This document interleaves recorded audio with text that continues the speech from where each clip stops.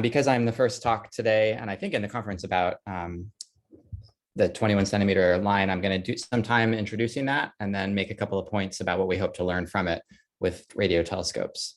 So for context, this is a timeline history of the universe with the Big Bang at the left and the present day at the right. And the eras that we are interested in studying from the moon are called the Dark Ages and the Cosmic Dawn. The Dark Ages extends from about the time the CMB was last scattered until the time the first stars were born. And so it's called the Dark Ages because there were no luminous sources in the universe over that span. Because of that, we think we understand what the universe should look like very, very well. And so we can use this era as a probe of anything different than we expect, basically any exotic physics like dark matter decay, primordial black holes, et cetera. Once the first stars form, as we'll see in a little bit, they dominate the universe very quickly. And the cosmic dawn refers to the era from the appearance of the first stars until they sort of become normal-ish galaxies around 1 billion years after the Big Bang. And conventionally, the endpoint of that is taken to be what's called reionization, when these stars are able to ionize all of the baryons in the universe. So at present, we know very little about this era. What we do know basically comes from surveys of distant galaxies from the Hubble Space Telescope.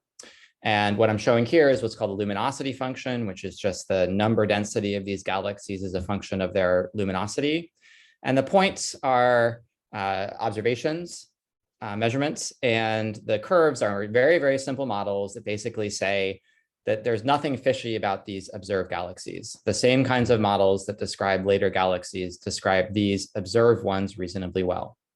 All right, but the problem is, it turns out that the vast majority of star formation in the universe actually occurs in the galaxies that we can't see. All right, in the surveys we have, we can only see the bright things, but there are so many faint things in the universe at this time that they are going to dominate. Now, we will be learning more about fainter galaxies in the next 12 months with James Webb Space Telescope. I saw 2 papers appear on the archive last night about them.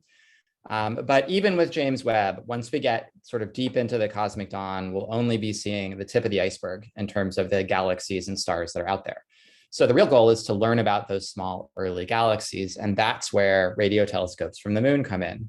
So what we want to do is observe the universe with what's called the 21 centimeter or spin flip transition, which comes from the alignments of the magnetic moments of the electron and the proton and hydrogen. When that alignment flips, you get a photon with a rest wavelength of 21 centimeters. Although as it travels through the expanding universe, it gets redshifted by that expansion. And so we observe it at much longer wavelengths.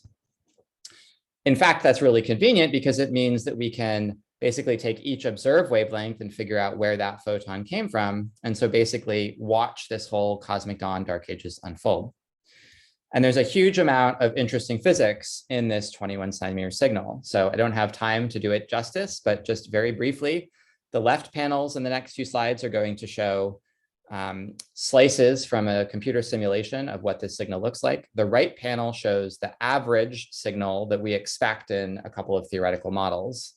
All right, basically this is called the global signal, and at left is early times, at right is relatively late times, okay?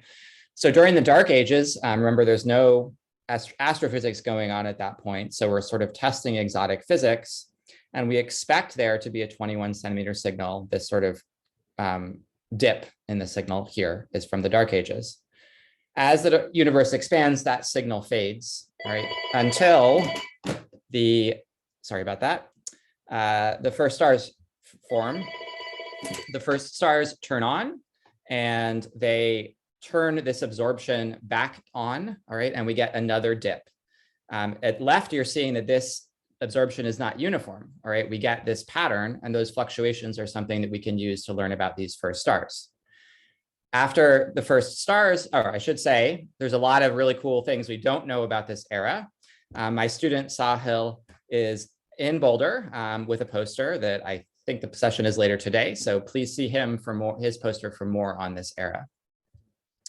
All right, once the first stars appear, shortly after, we expect some black holes to appear.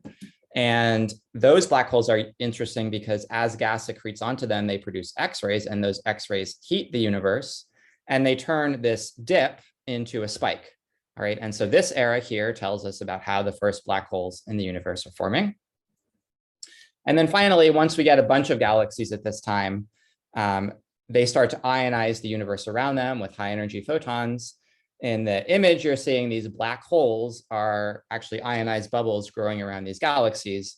The net effect is to basically kill off the signal. Okay, so we can study all of these eras with the 21 centimeter line. And the crucial point is that these transitions are sensitive to all the light that's being generated in the early universe, not just the light from the bright galaxies we can see with James Webb, but all of the light, including the dominant component from the small, otherwise unobservable galaxies. Okay, so we want to use this transition to learn about the universe of faint sources out there. The moon is particularly powerful because it's a very clean radio environment, right? So from Earth, we have to contend with the ionosphere, which becomes opaque at low frequencies, and we have to contend with terrestrial interference from FM, AM radios, all that kind of stuff, FM radios at least.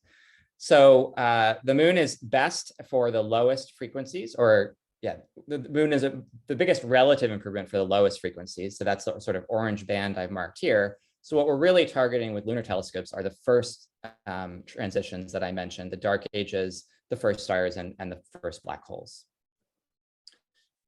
All right, so just to give a couple of specifics about what we can hope to learn. The real problem with modeling these early galaxy populations is that although we can see that sort of normal galaxy models fit the bright observed ones, there are lots of reasons we can think of why that wouldn't work for the faint ones that we can't yet see. So a simple example is that these small things can have a little burst of star formation that completely blows out all the gas in the galaxies, and then they have to wait for gas to accumulate again and then blow it out. And so they can have these sort of cycles of burstiness that you don't see nearly as much in large galaxies. And it turns out that can have a dramatic effect on how efficient star formation is overall. And so this plot is showing the star formation rate density, or sorry, the stellar mass density as a function of time. So early times are at the left and late times are at the right. The two thin curves at the bottom are if you just assume the normal galaxy models work for everything. The thick curves are if you allow for this burstiness. So it can make almost an order of magnitude difference in how much star formation we're getting, but we can't probe it directly with normal telescopes. One minute left. Sorry, 1 minute left. Great, thank you.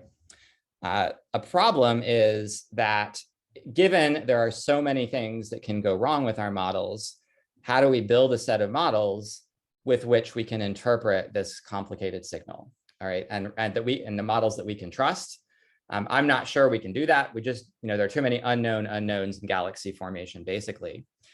So one of the things that we are trying to do as part of the NEST collaboration, and I should have mentioned that's where I come from here, is build very flexible models that are a little bit divorced from the underlying physics, but that sort of encompass all of these possibilities so that we can help use these models to test whether we're on the right track with our more detailed models. So we call these phenomenological models. This is the plot I'm showing now is an example of real data from constraints from real data from a ground-based telescope. All right, and this is looking at later era than we will study with the lunar telescopes. But it's an example of how we can use these new kinds of models to sort of test our understanding. All right, and I will stop there. Thank you very much. And I hope I've convinced you at least that this is an extremely exciting signal to pursue.